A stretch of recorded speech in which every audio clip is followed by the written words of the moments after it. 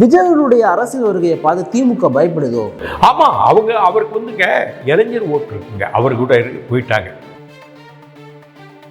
விஜய் கிட்ட வந்து நிறைய இளைஞர்களுடைய ஓட்டு இருக்குன்னு சொல்லிட்டு இன்றைக்கு திமுகவில் இருக்கக்கூடிய இளைஞரணி தலைவர் நம் தமிழ்நாட்டினுடைய துணை முதலமைச்சர் அவரே ஒரு இளைஞர் தானே? அவரு தெரியாது, எனக்கு தெரியாது. பலர் பதவியில் இருக்கலாம், நான் அந்த பதவியில் இருக்கிறதுனால நான் பேசுகிறேன். திமுகவில் இளைஞர்கள் வந்து இல்லைன்னு நினைக்கிறீங்களா? நான் இல்லைன்னு சொல்ல சார், விஜய்க்கு ஆதரவு இருக்கு சார், அவ்வளோதான். கேரளாக்காரன் இவ்வளோ பேசுகிறான், அவனுக்கு ஹிந்தி படிச்சுட்டான். இவங்க என்னுடைய சேட்டர்னு சொல்லி ஸ்டாலின் சொல்றாரு. முல்லைப்பெரியால தண்ணி வாங்கிட்டாரா? கர்நாடகாவில் உங்க காங்கிரஸ் ஆட்சியர் தோழமை கட்சித்தானே காவேரி பிரச்சனைக்கும் ஒகேனக்கலுக்கும் தென்பண்ணையாருக்கும் தீர்வு காணுங்க. உங்கள் வீட்டை பராமரித்து பாதுகாக்க அணுகுவீர் நிம்மதி ப்ராப்பர்ட்டி மேனேஜ்மெண்ட். எங்களுக்கு அது பெரியார் இது பிடிக்காது. அவர் எல்லாம் பொய் சொல்லிட்டாரு, ஒரே பாரில் சொல்லிட்டு போங்க. அதை எடுத்து போட்டு போஸ்ட்மார்டம் எது பண்றீங்க? தேவையில்லாத தானே. எவ்வளவோ பிரச்சனை தமிழ்நாட்டில் இருக்குது, அதை பேசுங்க சார். வளர்ச்சி திட்டங்கள் வரல, நதிநீர் பிரச்சனை தீர்வாகல, அதுக்கு போராடுங்க. இது அன்னைக்கு இஷ்யூவா? நாங்கள் பெரியாரில் மாறுபடுறோம், எங்களுக்கு தேவையில்லை. அவர் பொய் சொல்லிட்டாரு, இல்லை எங்கள் அந்த தத்துவம் உண்மையான தத்துவம் இல்லைன்னு சொல்லிட்டு போயிருக்க. அதை போய் அறுவை சிகிச்சை பண்ணிட்டு இருக்க தேவையில்லை, வேஸ்ட் ஆஃப் டைம். இந்த சைடு தான் அந்த சைடு தான். அதுக்கு ஆதரிக்கிறவங்களும் சரி தான், இது எதிர்த்து பேசுகிறவங்க சரி தான். தமிழ்நாட்டு பிரச்சனைகளை கவனிங்க, மக்கள் பாடம் கவனிங்க. ஏங்க தமிழ்நாடு, நான் சொல்கிறேன், நான் என்னை திட்டாலும் பரவாயில்ல, ஆகணும். தமிழ்நாடு புறம்பீனிங் வந்து நீங்கள் வந்து ஒரு முடி திருத்த போகிறீங்க, அந்த முடி திருத்தவருடைய சலூனுக்கு போகிறீங்க. நீங்கள் சரியாக உட்காத்தா நாற்காலி உட்காத்தா அவர் முடி வெட்டுவார், நீங்கள் தலைத்தலி அட்டினா முடி வெட்டப்பட்டு. அதுதாங்க தமிழ்நாடு நிலைமை. இப்போ கேரளாக்காரன் இவ்வளோ பேசுகிறான், அவன் ஹிந்தி படிச்சுக்கிட்டான். இவங்க என்னுடைய சேட்டர்னு சொல்லி ஸ்டாலின் சொல்கிறாரு. முல்லைப்பெரியால தண்ணி வாங்கிட்டாரா? அப்புறம் குப்பையில் கொட்டினது கோர்ட்டு மூலியமாக தான் அது தீர்வு ஏற்பட்டது.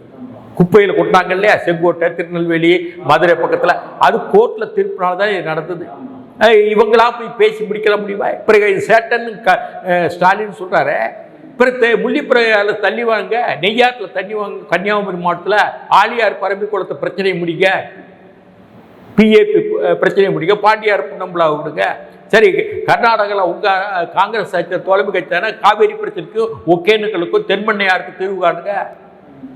ஆந்திராவாவது அவங்க தோழமை கட்சி பிஜேபி, உங்களால் முடியாது. இந்த 2 மாநிலத்தையும் முடியுங்க. கண்ணகி கோவில் பிரச்சனை அப்படியே இருக்குது. கண்ணகி கோவில் இப்போ அவன் கேரளாக்காரங்க எடுத்துக்கிட்டாங்க. இப்போ நம்ம பகுதியாக தான் இருக்குது, தேனி பக்கத்தில். இப்போ அதுக்கே அனுமதி வாங்கிட்டு போக வேண்டியிருக்கு. புரியுதா உங்களுக்கு? நீங்கள் இன்னைக்குள்ள பிரச்சனைகள் ஆனுங்க, பல பிரச்சனைகள் நீங்கள் சொல்கிறதே கிடையாது. விஜய் அவர்களுடைய அரசியல் வருகை ஒவ்வொரு முறையும் மக்களை சந்திக்கும் போது பெரிய ஒரு பூதாகரம் விஷயமா மாறுது. குறிப்பாக இந்த பரந்தூர் விமான நிலையம் வந்து வரக்கூடாது, ஏன்னா நாங்கள் நல்ல திட்டங்கள் எதிர்பார்க்கணும் கிடையாது, ஆனால் அந்த இடத்துக்கு வர வேணான்ற ஒரு முக்கியமான ஸ்டேட்மெண்ட் நேற்று விஜய் அவர்கள் சொன்னார். அவர் பேசுனது இப்போ நீங்கள் எப்படி பார்க்குறீங்க அவருடைய அரசியல் வருகை? சொன்னீங்க 8 வழிச்சாலைக்கு போராடினாங்களா? எங்கே இப்போ வந்து அதை நியாயப்படுத்துகிறாங்களா? இல்லையா? விவசாய நிலங்களே எடுத்துக்கூடாதுன்னு இந்த மீத்தேன் திட்டத்துக்கு அப்போ பேசுகிறாங்க எதிர்கட்சியாக இருக்கும்போது. இப்போ எடப்பாடி பழனிசாமி ஆட்சியில் என்ன சொன்னாங்க, அது வந்து டெல்டா பிரதேசம், எந்த திட்டங்கள் வரக்கூடாதுன்னு ஒரு உத்தரவு போட்டார், ஞாபகம் இருக்கா? அந்த மீத்தேன் திட்டத்துக்கு எம்ஓயு போட்ட யாருங்க? ஸ்டாலின் தானே. முன்னுக்கு பின் முரணா இவங்க நேற்று ஆட்சியில் இல்லைன்னா எது வேணால் போராடுவாங்க, ஆட்சிக்கு வந்துட்டு அது நியாயப்படுத்துவாங்க. இவங்க தானே விலைவாசி எடுத்து போராடினாங்க. வீட்டுக்கு வெளியே வச்சு, காம்பவுண்டு வாலுக்கு வெளியே வச்சுட்டு 4க்கு 4 விலைவாசி ஏறுது, மதுவிலக்கு கொண்டு வரணும் கொண்டு வந்தாங்க இல்லையா? இப்போ இவங்க தான் ஆட்சிக்கு வந்தாங்க. மதுவிலக்கு என்ன சொன்ன, இப்போ நாங்கள் தேர்தல் அறிக்கை சொல்கிறேன்னு சொல்கிறாங்க. இவங்க தானே போராடினாங்க. வீட்டுக்கு வெளியே கேட்டு, வீரமணியெல்லாம் கேட்டுக்கு வெளியேன்னு சத்தம் போட்டாரா இல்லையா? வைகோ வீட்டுக்கு வெளியேன்னு சத்தம் போட்டாரா இல்லையா? கம்யூனிஸ்ட் சத்தம் போட்டாங்களா இல்லையா? காங்கிரஸ் சத்தம் போட்டாங்களா இல்லையா? போட்டாங்களா இல்லையா? கேஎஸ் அழகிரி காங்கிரஸ் தலைவராக இருப்போம். இப்போ இவங்க தான் ஆட்சிக்கு வந்தாங்க. இவங்க அந்த விலைவாசி குறைச்சாங்களா? போன ஆட்சியில் உங்க போராடினதை இந்த ஆட்சியில் அவங்க தீர்த்தாங்களா? இப்போ என்ன? பால் விலை உயர்வு உங்களுக்கு தெரியும். அந்த பத்திரப்பதிவு தாள்கள், அந்த ஒரு இடம் வாங்குறாங்கன்னா அதோடைய இதையும் கண்டிச்சாங்க. அதுக்கப்புறம் இது வீட்டு வரி உயர்வு, பிறகு உங்களுக்கு தெரியும் மின்கட்டண உயர்வு. மின்கட்டணம் மீட்டர் ரீடிங் மாதத்துக்கு ஒரு எடுக்கிறேன் நாங்கள், அது செய்யலை. பிறகு உங்களுக்கு தெரியும் ஓய்வூதிய திட்டம், பழைய பென்ஷன் ஏதாவது நிறைவேற்றிருக்காங்களா? சார் காசு இல்லைன்னா அப்புறம் எதுக்கு நீங்கள் உறுதி கொடுத்தீங்க? இப்போ உறுதி கொடுத்துட்டு நாங்கள் தேர்தல் அறிக்கையில் சொன்ன 75% நிறைவேற்றி விட்டோன்னா இது என்ன ஏமாத்து வேலை? காசு இல்லை, இவ்வளவு முக்கியமான திட்டங்களே நீங்கள் நிறைவேற்றல, அப்புறம் 75% என்னத்தை நிறைவேற்றிருக்கீங்க? இது சொல்கிறாங்களா இல்லையா? அப்படின்னா ஒரு வெள்ளை அறிக்கை விடுங்க. இந்த பக்கம் உங்கள் தேர்தல் அறிக்கையில் என்ன சொன்னீங்க, இந்த அறிக்கையில் என்னென்னலாம் நாங்கள் நிறைவேற்றிட்டோம் ஆனால் ஒரு வெள்ளை அறிக்கை விடுங்க. அதுக்கு தயாரா கேட்குறேன். நான் விஜய் அவர்கள் குறித்து கேட்டது காரணமே, இப்போ விஜய் அவர்களுடைய வருகையிலிருந்து குறிப்பாக திமுகவை ஆதரிக்கின்ற பேரில் வந்து விஜய் அவர்களை வந்து ரொம்ப பர்சனலாக அட்டாக் பண்ணுறாங்க. அவர் எங்கே போகிறாரு, எங்கே வராரு, அவருடைய தொடர்புகள்லாம் என்னன்னு சொல்லிட்டு பர்சனலாக வந்து அட்டாக் பண்ணுறாங்க விஜய் அவர்களை. விஜய் அவர்களுடைய அரசியல் வருகையை பார்த்து திமுக பயப்படுதோ? ஆமாம், அவருக்கு வந்துங்க இளைஞர் ஓட்டு இருக்குங்க, அவரு கூட போயிட்டாங்க. இளைஞர்கள் வந்து அவரோட போயிட்டாங்க. இப்போ நாம் தமிழர் இயக்கத்தில் இந்த இளைஞர் கூட அங்கே போயிட்டாங்கன்னு சொல்கிறாங்க. அது எவ்வளோ தூரம் இல்லை. இப்போ அவருக்கு புது வரவு, அவர் மேலே குற்றச்சாட்டு ஒன்றும் கிடையாது. அவர் நேற்று வரைக்கும் சினிமா நடிகராக இருந்து திரைத்துறையில் இருந்துட்டு எல்லா வீட்டுக்கும் அவர் அறிமுகம், அவர் முகம். வடக்க தமிழ்நாடு வடக்க எல்லையிலேருந்து தெற்கில் கன்னியாகுமரி வரைக்கும் இன்னும் விஜய்னு யாரும் சொல்ல வேண்டியதில்லை. அவர் டிவி மூலியமாகவோ சினிமா தேட்டர் மூலியமாக பார்த்துட்டாங்க. இப்படி வரும்பொழுது ஒரு இளைஞர்கள் என்று சொல்லக்கூடிய ஒரு 19 வயசுலேருந்து 23 வயசுக்காரங்க ஒரு வீட்டில் 2-3 பேர் இருக்காங்க. நிச்சயமாக அவங்க ஓட்டுக்கு காசு வாங்க மாட்டான். மற்றவங்க தான் இவங்க திமுக ஓட்டுக்கு காசு கொடுத்து ஏமாத்திடலாம். இவங்க நிச்சயமாக அந்த 3 பேர் நிச்சயமாக ஓட்டு கிடைக்கும். அப்படி ஓட்டு கிடைக்கும்போது, இளைஞர்களுடைய ஓட்டு கிடைக்கும்போது அவருக்கு வாய்ப்பு, அவருக்கான இடங்கள் இருக்கும். இவங்க பணம் கொடுத்தாலும் இவங்களுக்கு ஒரே நம்பிக்கை என்னன்னா, ஓட்டுக்கு காசு கொடுத்து கடைசியத்தை வாங்கிடலாம், நம்ம உறுதிமொழி கொடுத்தா என்ன செஞ்சா என்ன அன்னு நினைக்கிறாங்க. அதுபோக ஸ்டாலினுக்கு வந்து கலைஞர் காலத்து மாதிரி ஒரு அரசியல் சாணக்கியம் கிடையாது. அரசியலில் தன்னோட அரவணைச்சிட்டு போகிறாங்க இல்லையா ஆட்கள். இப்போ நான் எனக்கு ஒன்றுமே பண்ணேன்னா கலைஞர் காலத்து வரைக்கும் நான் இருந்தேன், எனக்கு ஒன்றுமே அவங்க பண்ணல. திமுகவில் வைகோவும் ஒன்றும் எனக்கு பண்ணல. இருந்தாலும் ஒரு 52 வருஷம் அரசியலில் ஒன்றும் இல்லாமல் தான் நான் உழைச்சிருக்கேன் எல்லாருக்கும்.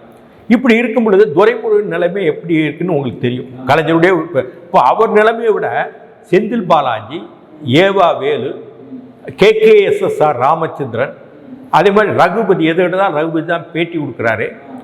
உங்களுக்கு சேகர் பாபு, செல்வ கணபதி, இப்படியா இவங்க தான் இன்னைக்கு நேரடியாக ஸ்டாலின் போய் எதையும் பேசி தீர்க்க முடியும் நிலை இருக்குது. நீங்கள் கருணாநிதி அவர்கள் போல இவருக்கு சாணிக்கத்தனம் இல்லைன்னு சொல்கிறீங்க. ஆனால் கருணாநிதி அவர்கள் மறைவுக்கு பிறகு திரு ஸ்டாலின் அவர்கள் சந்தித்த எல்லா தேர்தலுமே வெற்றி தானே. கூட்டணி கட்சியில் கூட சரியான முறையில் அரவணைச்சு தானே போகிறாரு. இதுதான் உங்களை மாதிரி ஆட்கள்லாம் புரிதல் இல்லாமல் பேசுங்க. திமுக என்னைக்கு கூட்டணியில் தாங்க ஜெயிச்சிருக்குங்க. வலுவான கூட்டணி ஸ்டாலினால் இல்லை. உங்களுக்கு போன வட்டம் என்னாச்சு? வலுவான கூட்டணி எடப்பாடி பழனிசாமி பிஜேபி கூட்டணி பெருசாக மின்னல், அவங்களுக்குள்ள இன்ஃபைட்டிங் தான் இருந்தது. நீங்கள் வந்து 1967 பார்த்தா, அண்ணா காலத்துலேருந்து பார்த்தா கூட்டணியில் தான் திமுக ஜெயிச்சிருக்கும். 67 உங்களுக்கு ஒன்று பதிவு பண்ணுற, 67 காங்கிரஸ் பிளவுபடலை. காமராஜர் இந்திரா காந்தின்னு பிளவுல, ஒரே ஒரு காலமாட்டு சின்னம் தான். காலமாடு சின்னம் நீங்கள் பார்த்துருக்கீங்களான்னு தெரியல, நுகர்த்தடி போட்டால் காலமாட்டு சின்னம். எனக்கெல்லாம் அந்த நேரத்திலலாம் நான் மாணவராக இருக்கேன். அவங்க வந்து காங்கிரஸ் தனியாக நிற்குது, பிளவுபடாத காங்கிரஸ். அண்ணா தலைமையில் ராஜாஜி சுதந்திரா கட்சி, கம்யூனிஸ்ட் கட்சி பி ராமமூர்த்தி சிபிஎம், அதுக்கு பிறகு உங்களுக்கு தெரியும் ஃபார்வர்ட் பிளாக். அப்போ பவர்ஃபுல்லாக மதுரை ராமநாத் இருந்தாங்க, முக்கியத்தோடைய ஃபார்வர்ட் பிளாக். காயிதே மில்லத்துடைய முஸ்லீம் லீக், அன்றைக்கு சோசியலிஸ்ட்களும் பிஎஸ்பி எஸ்எஸ்பின்னு இருந்தாங்க, கம்யூனிஸ்ட் மாதிரி சோசியலிஸ்ட் கட்சி. ஜெயபிரகாஷ் நாராயண் கட்சி வடக்கு, அதுவும் மாப்போசி தமிழரசு கட்சி இத்தனை பேர் கூட்டணியில் அண்ணா ஜெயிக்கிறார். அதுக்கு முன்னாடி உங்களுக்கு இந்திய எதிர்ப்பு போராட்டத்தில் பலர் துப்பாக்கி சூட்டுக்கு இறந்தாங்க. பெரிய போராட்டம் 65 நடந்தது, 67 தேர்தல். நீங்கள் அந்த நேரத்தில் ரேஷன் அரிசி பிரச்சனை. இப்படி இருந்தால் திமுக ஜெயிச்சது. ஆனால் இதை விட கூட்டணி இல்லாத காங்கிரஸ் 1 லட்சம் ஓட்டு கூடுதலாக வாங்கி தோக்குது. இவங்க 1 லட்சம் ஓட்டு குறைவாக வாங்கி ஜெயிக்கிறாங்க கூட்டணி. இந்த கூட்டணியினால தான் அது போய் எம்ஜிஆருடைய பிரச்சாரம். எம்ஜிஆர் குண்டடிப்பட்டார். அது ஹாஸ்பிட்டலில் இருந்து குண்டடிப்பட்டு போஸ்ட் அடித்தாங்க. பிறகு 71 தேர்தலையும் அண்ணா இறந்துட்டாரு. அந்த தேர்தல் எம்ஜிஆருடைய பிரச்சாரம். எம்ஜிஆர் வந்த பிறகு அவங்க ஜெயிக்கவே இல்லை திமுக. எம்ஜிஆர் இறந்த பிறகு 89 வலுவான கூட்டணி. புரியுதா உங்களுக்கு? அதுக்கப்புறம் 96 நாங்கள் மதிமுகன்னு பிரிஞ்சு போயிட்டோம். ஜெயலலிதா ஊழல், இவங்க எல்லாரும் இப்போ வாய்ஸ் கொடுக்குறாருல ரஜினிகாந்த் ஸோ மூப்படாருடைய தமிழ் மாநில காங்கிரஸ், சிபிஎம், சிபி எல்லாம் சேர்த்தா 96 ஜெயிக்கிறாங்க. புரியுதா? 2006 அதே மாதிரி கூட்டணி, வலுவான கூட்டணி. இப்பவும் வலுவான கூட்டணி. நீங்க அதான் 67 சொல்லிட்டேனே. தேர்தல் யுக்தியா இல்லை, நான் கேட்குறேன், தேர்தல் யுக்தியா இது? ஏங்க நேற்று வரைக்கும் ஈழ பிரச்சனைக்கு நீங்கள் திமுகவை திட்டினீங்க, கோபால்சாமி, திருமாவளவன். இப்போ இதே கம்யூனிஸ்டில் லீலாவதி திட்டும்போது எங்களுடைய கோரிக்கையில் ஏற்றுக்கிட்டல. அப்போ இதே சாம்சங் பிரச்சனை இப்போ பரந்தூரில் போராடுறாங்க. நம்ம முரண் இருக்கா இல்லையா? அது கேக்கு சாப்பிட்றதுல யாருமே நம்ம எல்லாரும் சேர்ந்து கூடி சாப்பிடுவோம், கேக் சாப்பிட்றாங்க, அவ்வளோதான். பெரிய கேக் சாப்பிட்டோம்னா அவங்க கத்துறது வேற விஷயம். இதுதான்.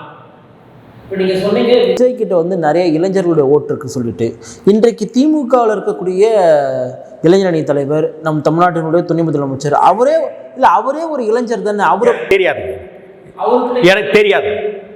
பலர் பதவியில் இருக்கலாம். நான் அந்த பதவியில் இருக்கிறதுனால நான் பேச மாட்டேன்.